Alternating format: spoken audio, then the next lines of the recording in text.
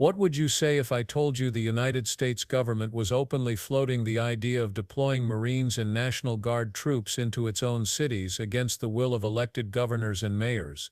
Not a war zone overseas, but Los Angeles, Chicago, and New York City. Think about that for a second. Soldiers in the streets not to defend from foreign attack but to enforce immigration detention operations and flex federal power over local authority.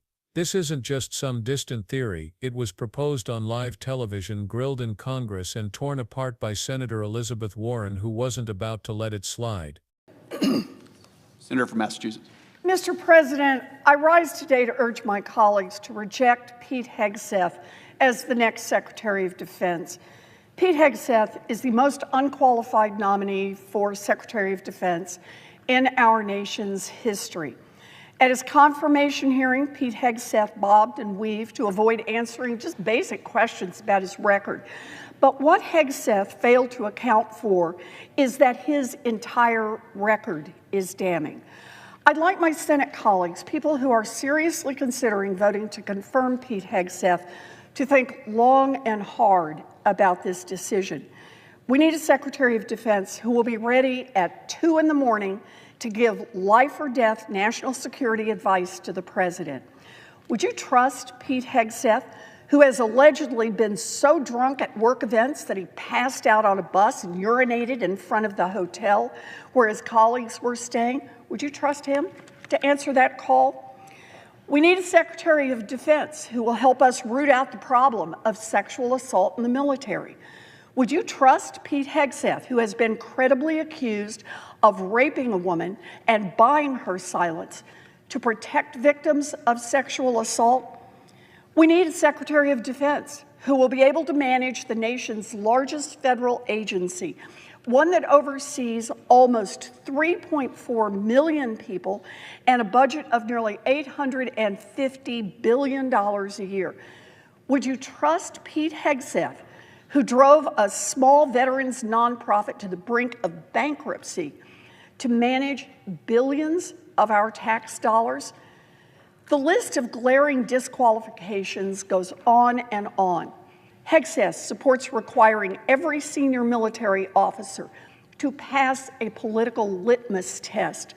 This politicization of the military is a slap in the face to leaders who have served their country honorably for decades. But the point is that Pete Hegseth is not just unqualified for the role, he is a walking national security threat.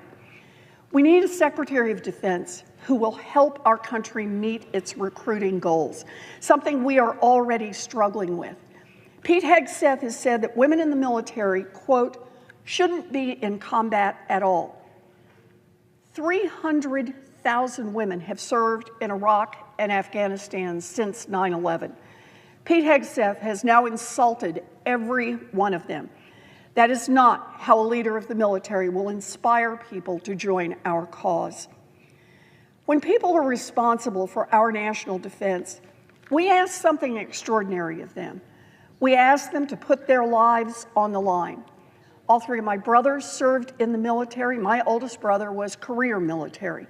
And so I know how important that service is and how important it is that we pick the right person to lead our men and women in uniform. Pete Hegseth claims that our brave women in the military are somehow lowering our standards. But it is his lack of qualifications, his lack of character, and his lack of judgment that lower the standards for Secretary of Defense. We need a Secretary of Defense who we can rely on to keep all of us safe. Frankly, it is hard to imagine a worse choice than Pete Hegseth. Because if troops can be sent to one city today, what's stopping them from being sent to 15 tomorrow?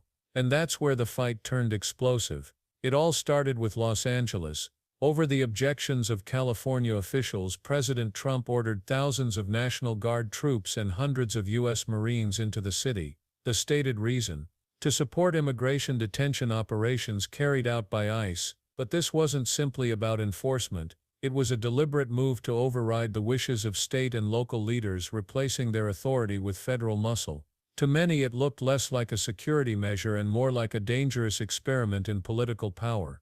Los Angeles wasn't just a city dealing with immigration policy, it suddenly became the testing ground for whether a president could treat American streets like occupied territory. And it didn't stop there.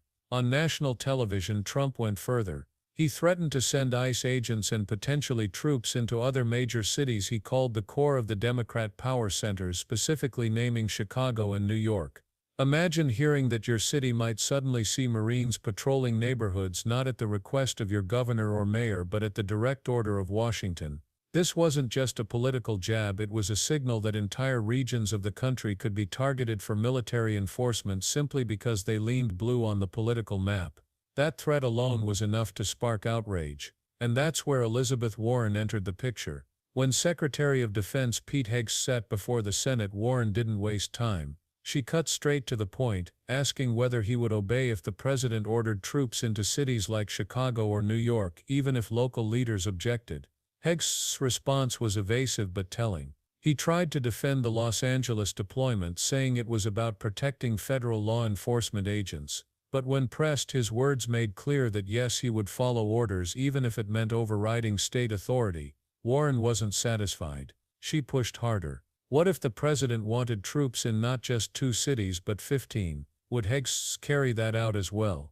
His refusal to answer directly exposed exactly what Warren was warning about: unchecked power in the hands of one man. This was where Warren reframed the entire issue. She wasn't just talking about ICE or about California. She was raising the alarm on authoritarian overreach. Her argument was blunt: militarizing American streets isn't about law and order, it's about political control.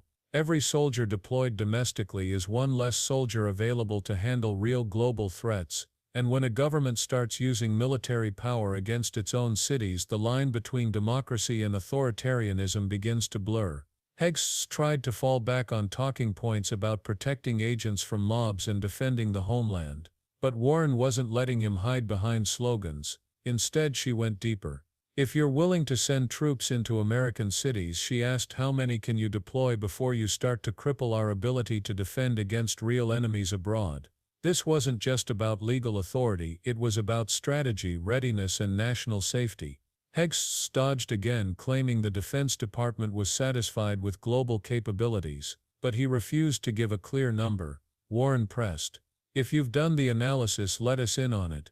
What's the threshold before this plan starts undermining America's defense? Still no straight answer. His refusal was damning, because if the Pentagon can't or won't admit how far this domestic deployment strategy could stretch, then the risks are obvious. America could end up weaker abroad, all while turning its own cities into militarized zones at home. And then came the sharpest blow. Warren asked if the Supreme Court ordered the military to withdraw troops from city streets, would Hegseth obey? After squirming, he finally admitted that yes, the Defense Department would comply with a Supreme Court ruling. That single answer revealed just how fragile this entire scheme was. The administration was pushing the limits of legality, hoping no one would challenge them in court. Warren exposed that the whole plan was hanging by a legal thread, but Warren wasn't finished. She delivered her closing strike by calling the entire operation un-American. Deploying military forces to U.S. cities against the will of local governments wasn't just reckless, it was dangerous. It undermined democracy by silencing the voices of governors and mayors elected by the people, and it created the image of America as a country where soldiers aren't defending freedom abroad, but intimidating citizens at home. Her message was clear: this isn't leadership, it's a power grab dressed up as security. Every soldier patrolling an American street is one less soldier protecting the nation's real interests across the globe, and if unchecked, this kind of thinking could leave America both weaker and more divided. That's why Warren's grilling matters. She wasn't just asking hypothetical questions. She was laying bare a strategy that, if taken further, could fundamentally change the relationship between the federal government and the states, between the military and the people. The danger isn't only in what has already been done, but in what could come next. If Los Angeles was the beginning, then the threat of Chicago, New York, or 15 cities wasn't just a wild scenario, it was the logical extension of a government that believes federal authority trumps all, and Warren made it impossible to ignore. So here we are, left with a choice. Do we accept the idea of soldiers patrolling our own cities as the new normal, or do we question the wisdom and the motives behind such a move? Because once that line is crossed, rolling it back may not be so easy. And Warren's warning is as much about the future as it is about the present. This isn't about politics, it's about the kind of country we want to live in. One where power is kept in check, or one where fear decides who holds control. And that's why this exchange will be remembered. Because it wasn't just a senator sparring with a defense secretary. It was a glimpse into the stakes of America's democracy in real time. The fight over Los Angeles, Chicago, and New York wasn't about immigration or ICE, it was about whether we still believe in local voices or whether military boots on American streets are just the beginning. So what do you think? Should the military ever be deployed to American cities against the will of local leaders? Or is that a step too far that threatens our democracy itself? Drop your thoughts in the comments. And if you found this breakdown eye-opening, make sure to hit that subscribe button because the next video dives into an even more controversial showdown you won't want to miss.